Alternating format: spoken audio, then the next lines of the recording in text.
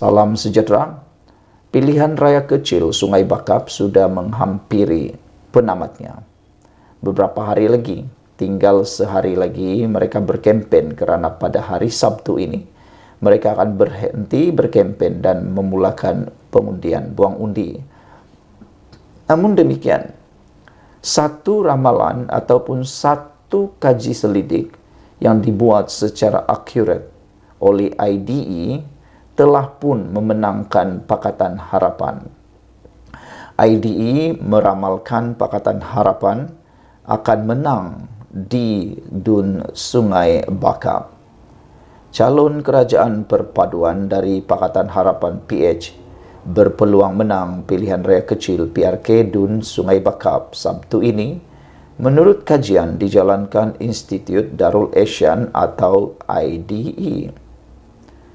Pengerusi Eksekutif IDE, Profesor Datuk Dr. Muhammad Rizwan Othman ketika membentangkan hasil kajiannya hari ini berkata, 53.2% pengundi yang ditemuinya menyatakan akan mengundi PH. Manakala 43.0% mengundi Perikatan Nasional PN dan 3.8% lagi adalah pengundi atas pagar. Kata beliau, PH boleh memenangi kerusi itu jika berjaya menarik sokongan 36% undi Melayu. Pada pilihan raya umum ke-15, PH hanya berjaya menarik tidak lebih 35% undi kaum itu. Ketika tinjauan, kami cuma tanya parti apa yang kamu sokong. Yang akhirnya mereka keluar mengundi atau tidak bergantung kepada sejauh mana jentera parti boleh membawa pengundi ke mereka keluar. Maka ini jadi penentuan, katanya dalam sidang media hari ini. Muhammad Rizwan memberitahu, PH memerlukan sokongan padu India di 3 kawasan daerah mengundi utama iaitu Sungai Bakap 20%, Puteri Gunung 26% dan Ladang Sempah 25%. Sokongan pengundi Cina pula dapat dikekalkan dengan jumlah maksimum keluar mengundi. Kecenderungan pengundian dalam kalangan anak muda pada masa ini pada tahap seimbang dan perlu dipertingkatkan bagi memberi impak positif kepada sokongan, kata kajian IDE ini. Saudara-saudara sekalian, dengan keputusan ramalan ini, sungguh ianya sudah dapat dijangka sebelum ini. Makna kata, pemenang untuk pilihan raya kecil ini sudah boleh dapat diteka. Paling penting ialah 53% para pengundi yang ditanya sudah pun mengundi kerajaan perpaduan, hanya 43% yang mengundi Perikatan Nasional, dan inilah yang jadi perebutan mereka. 38% pengundi atas pagar. Pengundi atas pagar ini ialah maksudnya mereka tak tahu siapa mereka undi sehinggalah pada hari terakhir. Bergantung kepada penerangan, bergantung kepada sejauh mana mereka dapat meyakinkan mereka. Maka barulah mereka, para pengundi atas pagar ini, akan beralih kepada undian sebenar. Jadi, memang seimbang, sengit persaingannya, tapi setakat ini Pakatan Harapan menang di Dun Sungai Bakap. Jumpa lagi. Salam sejahtera, terima kasih kerana bersama dengan saya.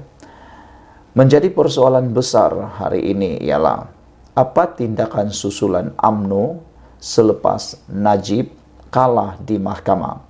Selepas Najib tidak mendapat apa yang dimahukan, iaitu tuntutan untuk ditahan di rumah. Mahkamah menolak kebenaran untuk semakan dan kebenaran untuk Najib menjalani baki hukuman penjara di rumah, tahanan di rumah. Yang menjadi perdebatan di media sosial sekarang bukan saja sebab mengapa Najib gagal, bukan saja kerana ada yang gembira, ada yang sedih dengan keputusan mahkamah itu. Yang menjadi perdebatan para penganalisis politik terutamanya ialah apa tindakan susulan UMNO selepas Najib kalah dalam perbicaraan itu. Yang menjadi paling popular ialah adakah UMNO akan merajuk lalu undur diri daripada kerajaan perpaduan pimpinan Anwar Ibrahim? Adakah selembut setisu itunya hati dan perasaan UMNO sehingga dikala Najib kalah dalam tuntutan itu, mereka pula tiba-tiba gatal hati, sakit hati merajuk tinggalkan kerajaan? Sejauh itukah mereka sanggup melakukan demi Najib? Ada juga netizen kata, tidak mungkinlah UMNO akan meninggalkan kerajaan demi Najib. Tapi ada juga yang begitu berkeras mahu memperjuangkan Najib. Apa pendapat anda semua? Adakah anda rasa UMNO berani tinggalkan kerajaan?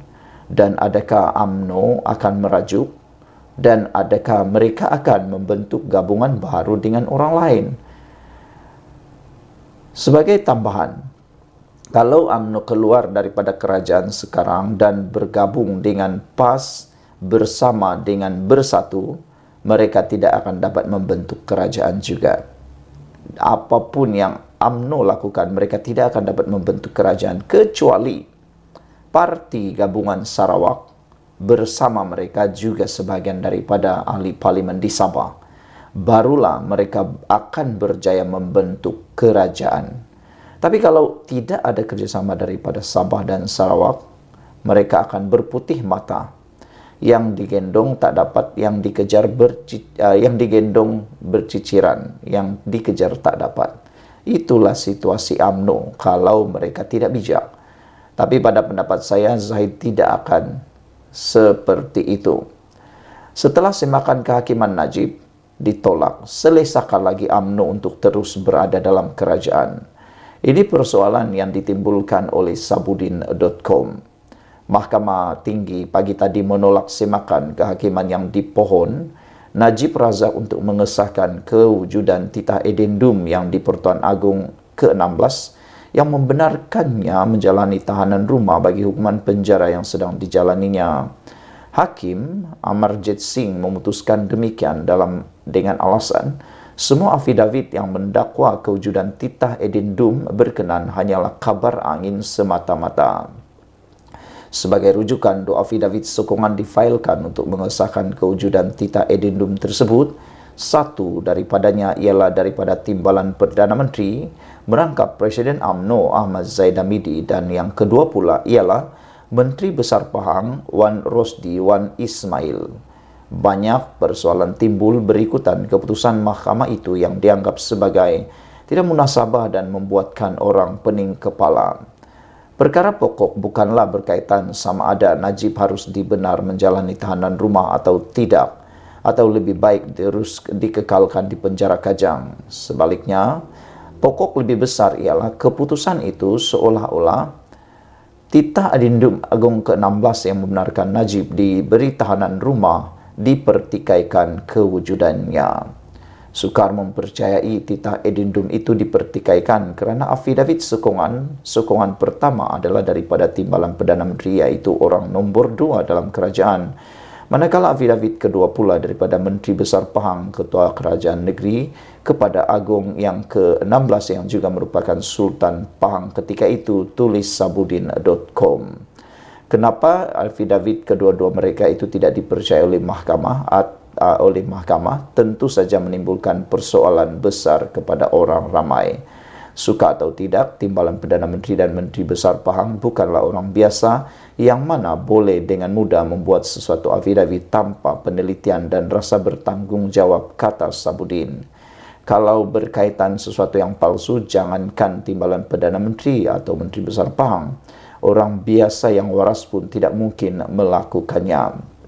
Dengan itu, penolakan mahkamah amat menghairankan sekali, kata Sabudin. Lagi pula, sejak itu, isu titah edendum ini diperbualkan dalam masyarakat.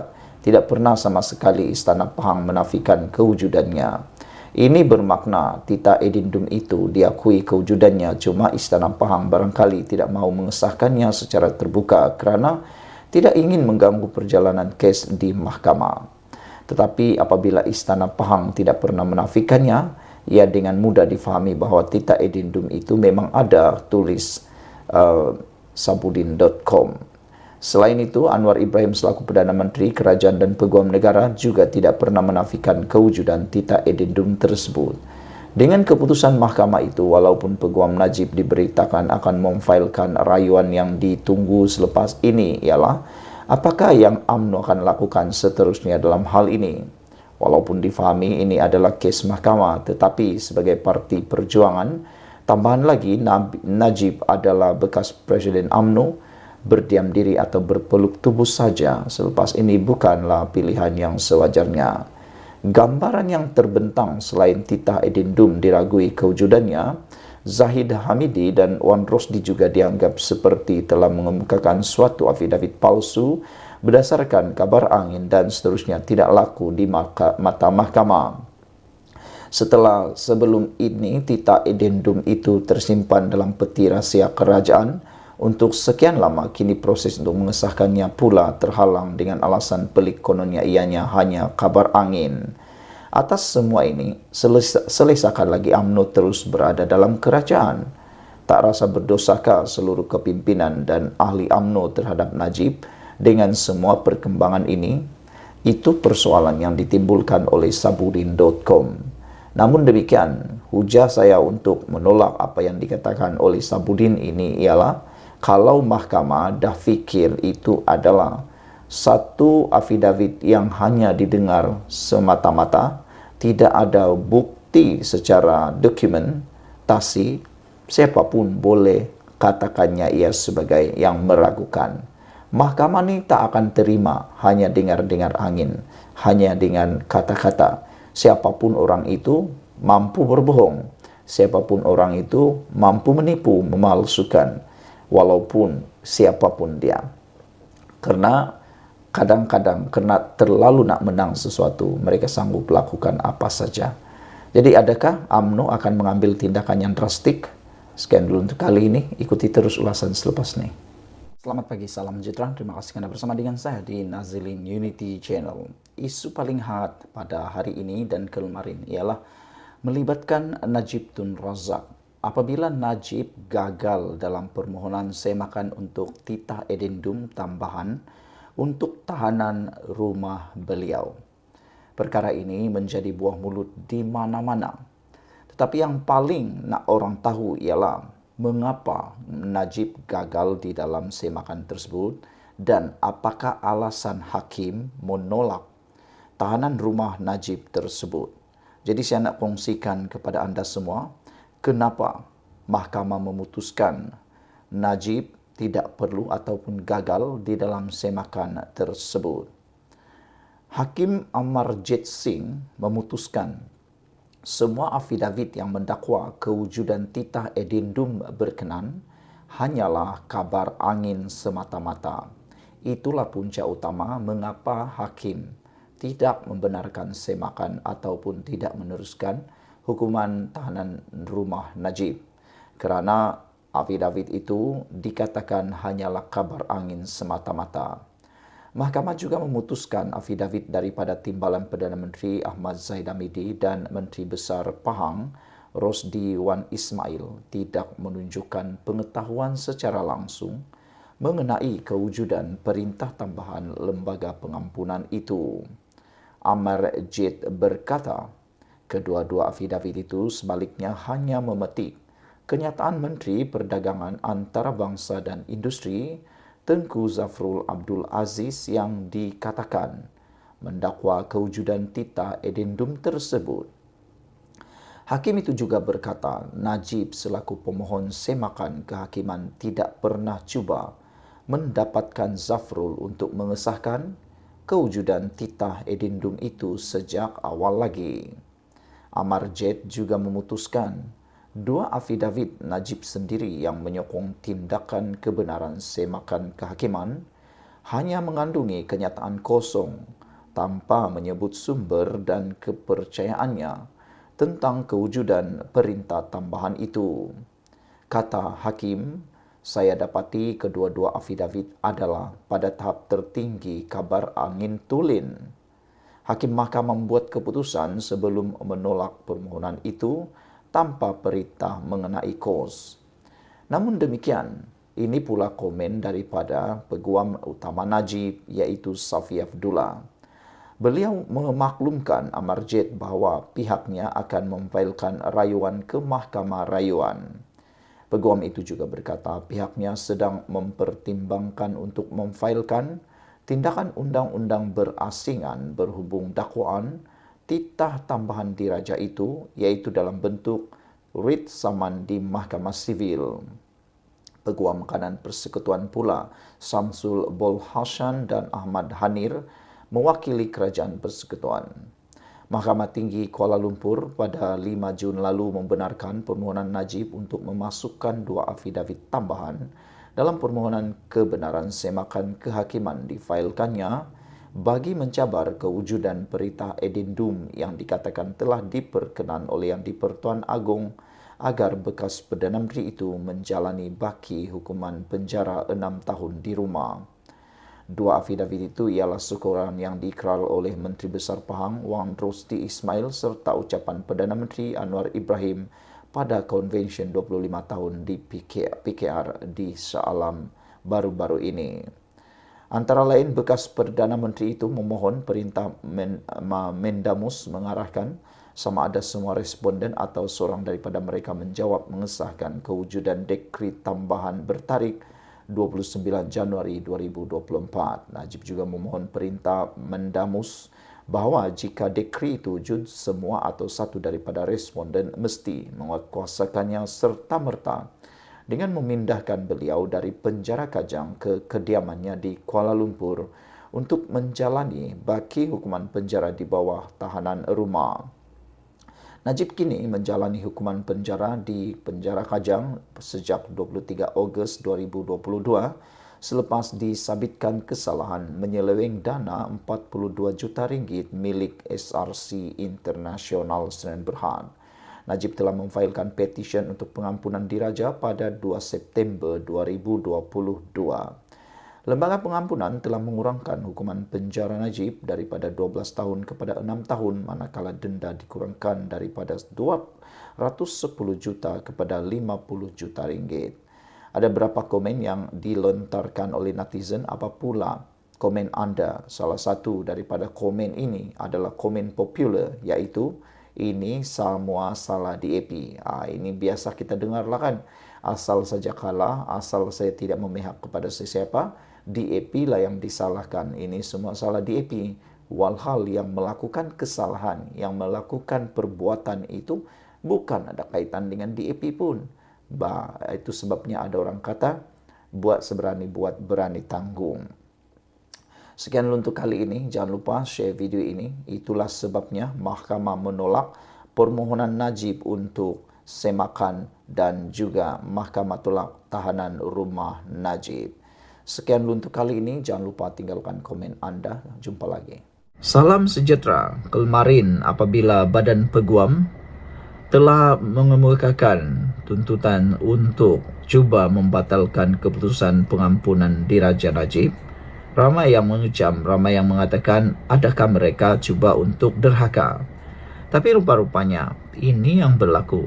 Kata Badan Peguam, kami cabar lembaga pengampunan, bukan kuasa agung.